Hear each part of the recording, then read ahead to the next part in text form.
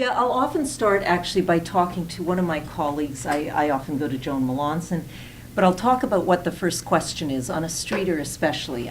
Because my one rule is that I don't think you should ever walk up to a stranger who is busy with a million other things and ask them for an opinion on something you're doing a streeter about.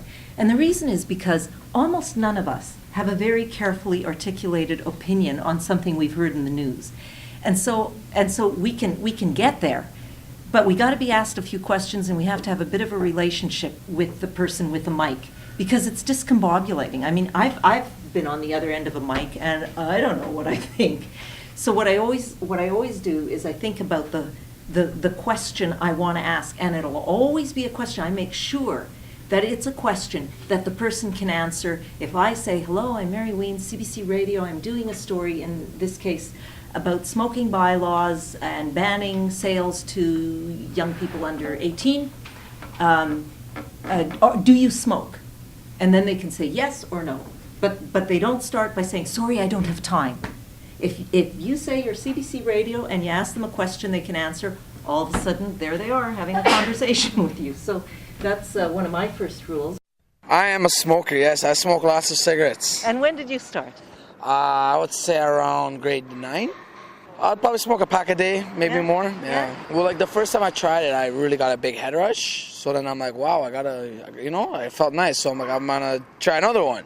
And then after that, I just kept on trying till I'm addicted. So yeah. When was the first time that you smoked? What is your name? Jesse. Jesse, yeah. When was the first? It's been 13.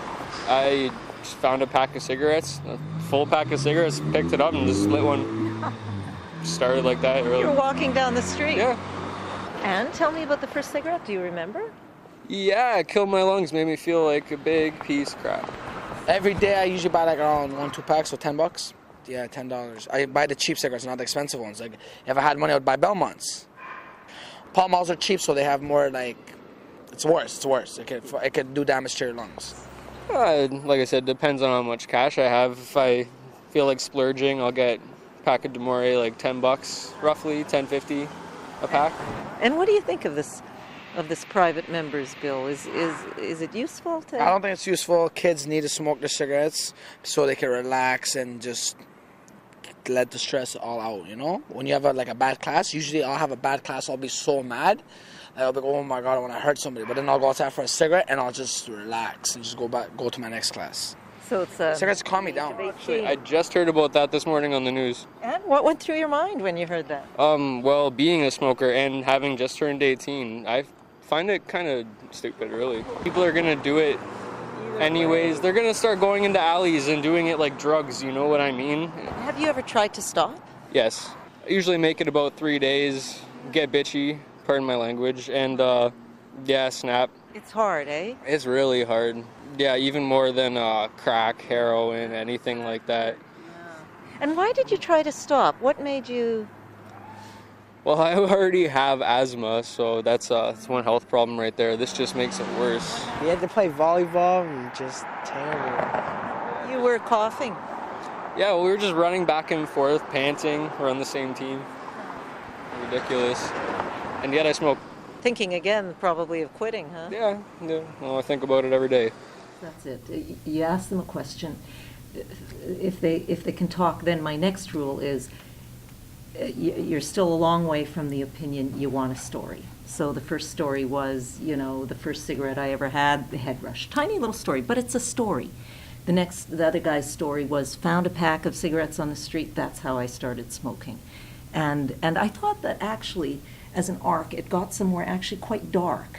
These guys are just 18 and they're already feeling the effect on their bodies. Like, to me, it was almost like, it felt like it had a complete kind of range of emotion in it. But you know what was really interesting and really good? You were completely non-judgmental. So you weren't coming on to these people. There was no sort of, oh dear, and no sort of, oh, you never should have done that. Yeah. So by keeping that kind of non-judgmental stuff, they kept going. Yeah. And I You always weren't think, shitting all over them. yeah, you and I know? always think that, and jump in too, Sukhin, because I think that a story will get you away from judgment every time. A story is like a pebble. It has features, and if you give that pebble to the listener draws their own conclusions, makes their own judgments. I think that's why a story, an anecdote, instead of an opinion. Like at the end, the guy gave me his opinion because now he'd warmed up, he had an idea of what he thought. But if you hand the listener the pebble, the actual story with its concrete detail, then the listener brings their own experiences to it. You know, I'll hear one thing in that piece of tape, another person from their experience will hear something else. But that pebble stands like a little granular piece of storytelling. And I think it's the particular power of a streeter, actually. I feel like very often we use streeters to go out and ask for an opinion. And I always feel like opinions dime a dozen. Yeah. A story, no, That's what not makes you a so cheap, you Sure. know? Yeah. A story, someone tells you something that happened to them.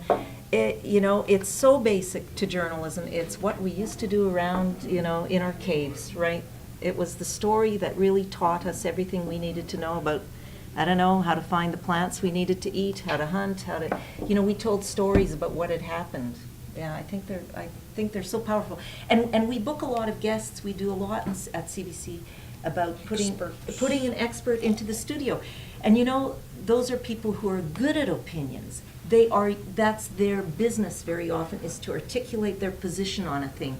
And you know, we wouldn't have a show without a lot of great people like that who are good and thoughtful at doing that.